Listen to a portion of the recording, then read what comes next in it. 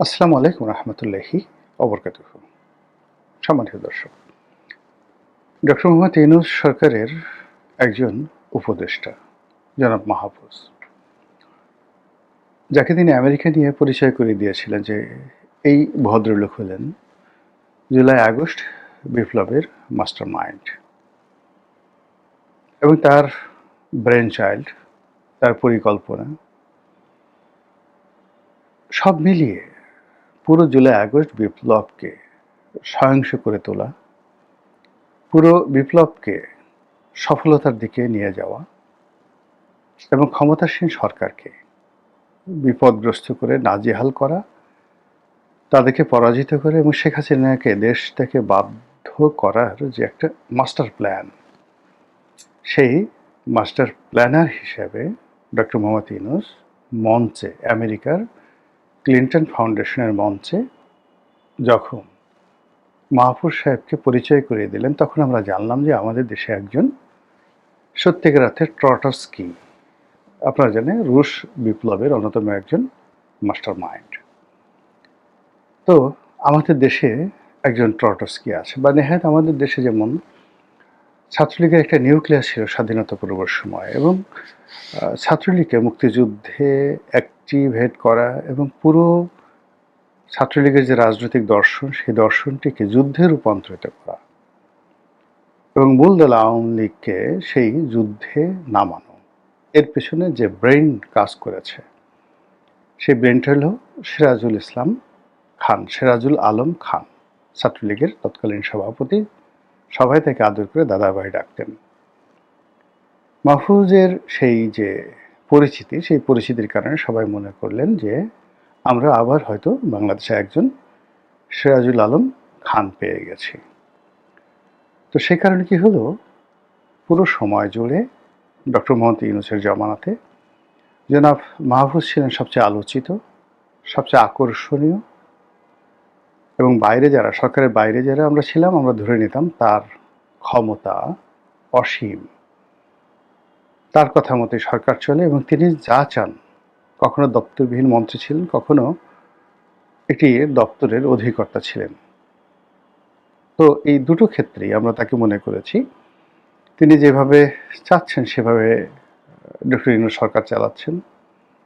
তিনি যে সিদ্ধান্ত দিচ্ছেন সেই সিদ্ধান্তই মন্ত্রিপরিষদে বাস্তবায়িত হচ্ছে, যেহেতু তিনি মাস্টার মাইন্ড। আর তার আচার আচরণেও ঠিক ওইরকম মনে হচ্ছিল, যেমন তিনি বঙ্গভবনে গেলেন, তো সেখানে গিয়ে তিনি হুকুম দিলেন বঙ্গবন্ধুর ছবি নামিয়ে ফেলার জন্য। এটা কোনো অবস্থাতেই রাষ্ট্রীয় প্রোটোকল অনুযায়ী কোনো দেশের প্রধানমন্ত্রীও পারেন না।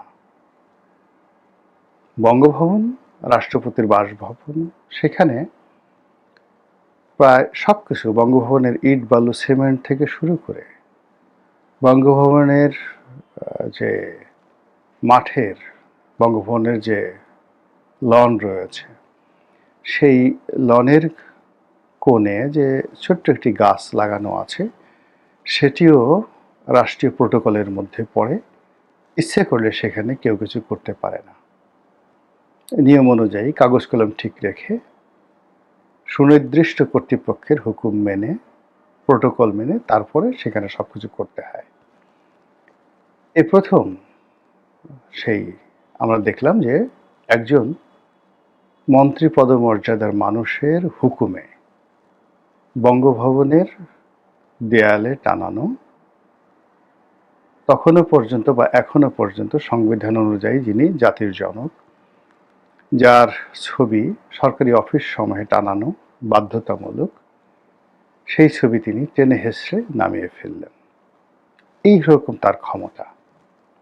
তো সেই মানুষটি ক্ষমতা হারানোর পর, মানে মন্ত্রিপরিষদ থেকে তিনি পদত্যাগ করার পর ধীরে ধীরে ধীরে ধীরে তিনি নানা রকম কথা বলছেন। যে কথার মোদ্দা কথা হলো,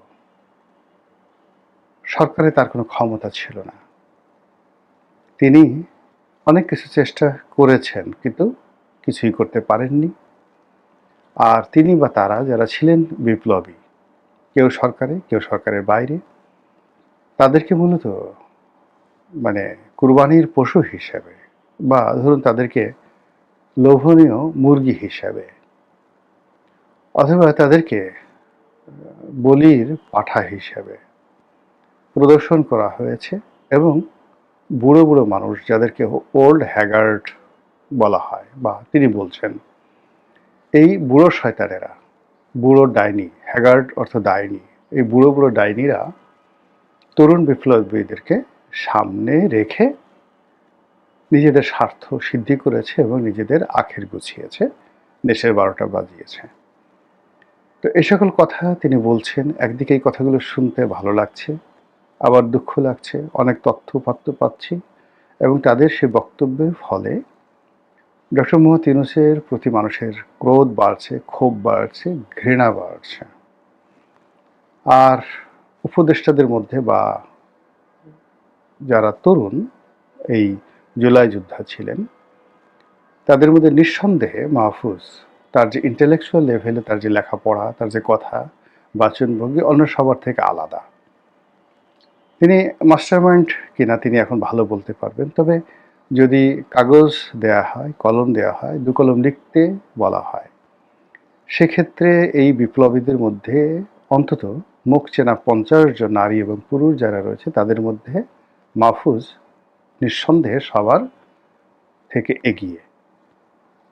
এবং এই কারণেই তিনি যখন কোনো স্ট্যাটাস দেন, কথা বলেন, তার ক্ষমতা নেই এখন, কিন্তু লোকজন সেটিকে লুফে নেয়, তার একটা স্ট্যাটাস। তো সাম্প্রতিক সময় তিনি একটা স্ট্যাটাস দিয়েছেন আওয়ামী লীগের ফিরে আসা সম্পর্কে, এবং তিনি বলার চেষ্টা করছেন যে যেই দিন 24কে 71-এর সঙ্গে তুলনা করা হয়েছে এবং 71কে তাড়িয়ে দিয়ে প্রতিস্থাপিত করা হয়েছে 24কে, সেই দিন আওয়ামী লীগ চলে এসেছে বা ফিরে এসেছে। এটা রূপক কথাবার্তা, যার মধ্যে কথা হলো যে জামাত এবং তাদের যে একটা শক্তি, তারা তাদের যে রাজনীতির অভিলাষ, সেই অভিলাষে 71কে সারা জীবন তারা একটা কলঙ্ক মনে করেছে।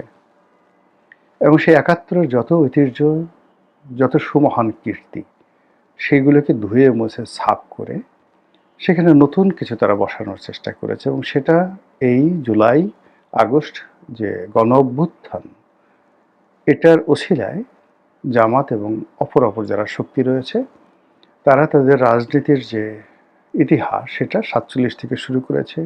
মুক্তিযুদ্ধ, বঙ্গবন্ধু, বাঙালি জাতীয়তাবাদ, এই জিনিসগুলিকে বাদ দিয়ে তারা 47 সন থেকে, পাকিস্তান বিভক্তির সময় থেকে যে ইতিহাস শুরু করেছে, সেই ইতিহাসে অনিবার্যভাবে সেই মোহাম্মদ আলী জিন্নাহ, লিয়াকত আলী খান, তারপরে খাজা নাজিমুদ্দিন, হোসেন সৈয়দ সরওয়ার্দী, শেরেবাংলা ফজলুল হক, এমনভাবে সর্বভারতীয়, পরবর্তীতে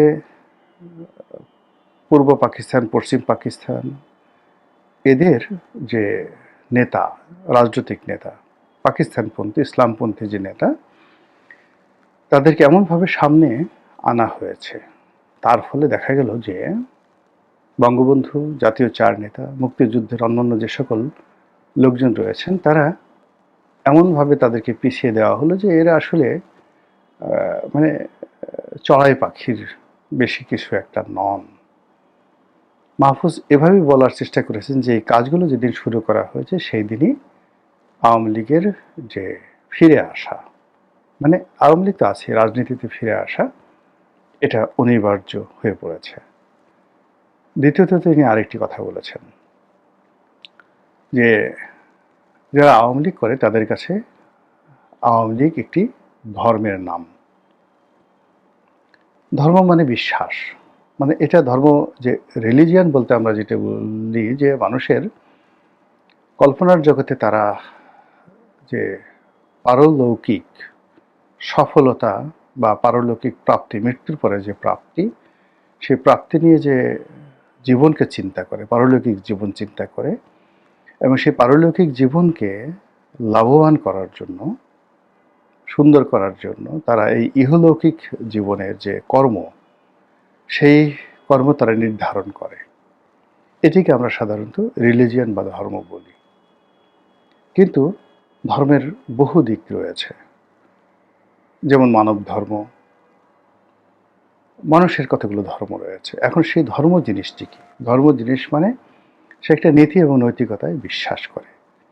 তো ইহলৌকিক বা এই দুনিয়ায় বেঁচে থাকার জন্য যে কোনো বিশ্বাস, সেই বিশ্বাসকে আপনি ধর্ম বলতে পারেন। সেই দিক থেকে বিএনপির রাজনৈতিক ধর্ম বা বিএনপির রাজনৈতিক বিশ্বাস বাংলাদেশে জাতীয়তাবাদ।